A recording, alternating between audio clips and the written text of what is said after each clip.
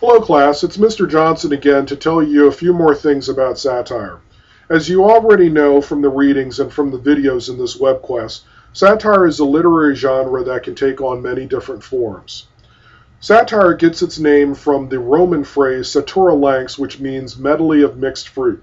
However, it sounds so close to the Greek word satyr or satyros, which we know as being the half-man, half-goat creatures from Greek mythology. One look at those creatures and it was easy to see how we may have mistaken the origins of the word. Those creatures were the minions of the pastor god Pan, and they often spent their time drinking and dancing, playing flutes made of reeds, the pan flute, and carousing with maidens that they had kidnapped for their lusty shenanigans. These satyrs were not serious people, and to act like one of them meant that a human had chosen a path of folly over reason and logic. But sometimes we can learn from folly and decadence too. Sometimes it's only when we turn the world on its head that we see the follies and absurdities that are a part of our everyday society. And what if the absurd things that you encounter every day want to make you pull out your hair or just scream out into the sky? Is that the best way of expressing yourself? Could there be a better way, a wittier way of letting the people who seem to run your life know that maybe they don't have all the best answers or make all the best choices? Well, that's where satire comes in.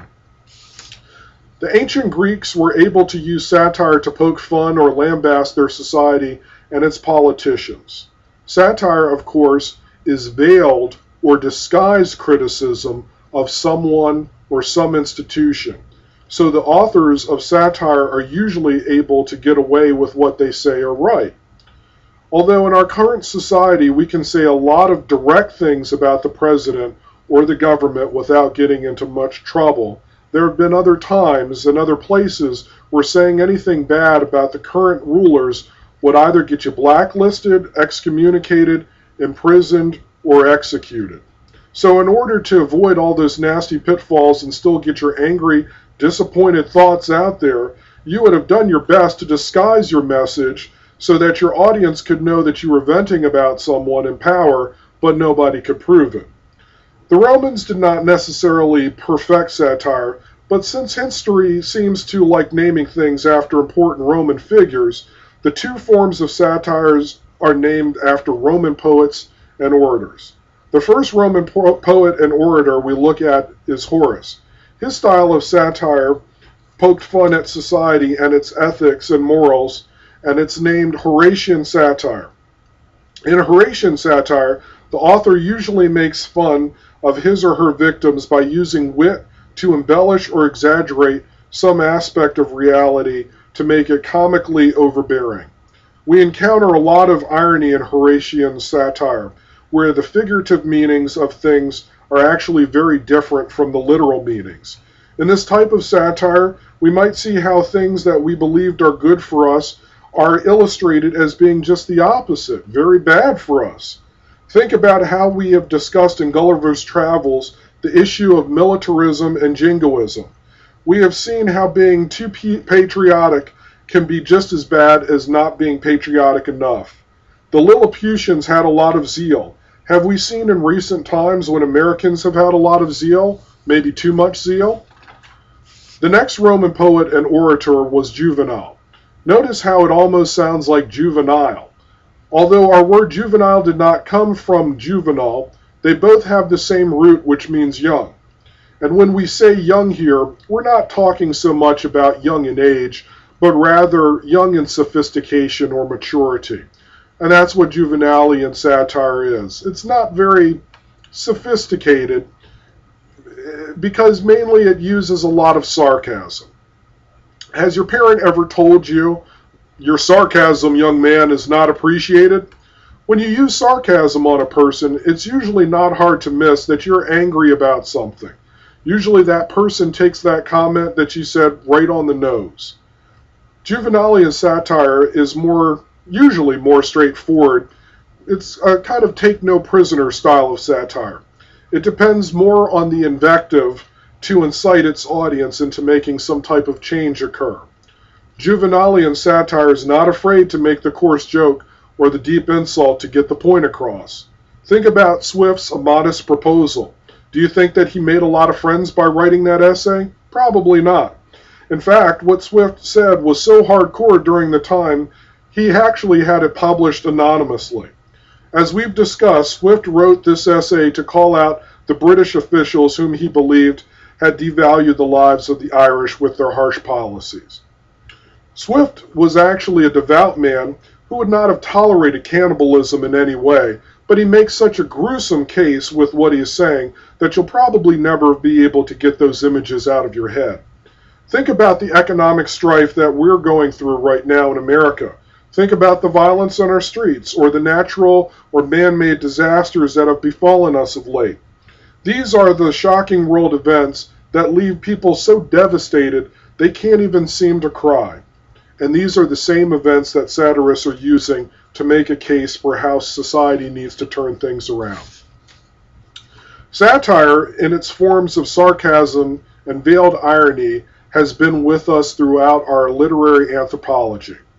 As long as there has been a government or power structure to make fun of or rail against, creative minds have looked for a way to do it without getting caught.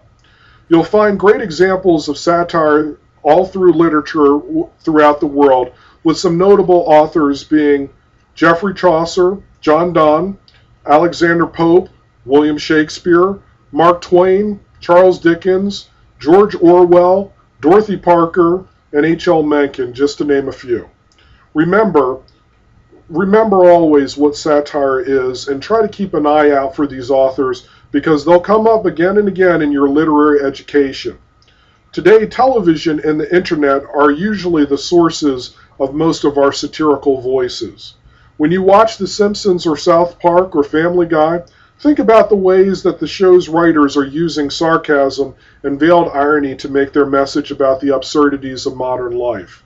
If you get a chance, and definitely with your parents' permission, you should watch political satires like The Colbert Report and The Daily Show. The online and print satirical newspaper, The Onion, also proves that satire is alive and kicking in its text form.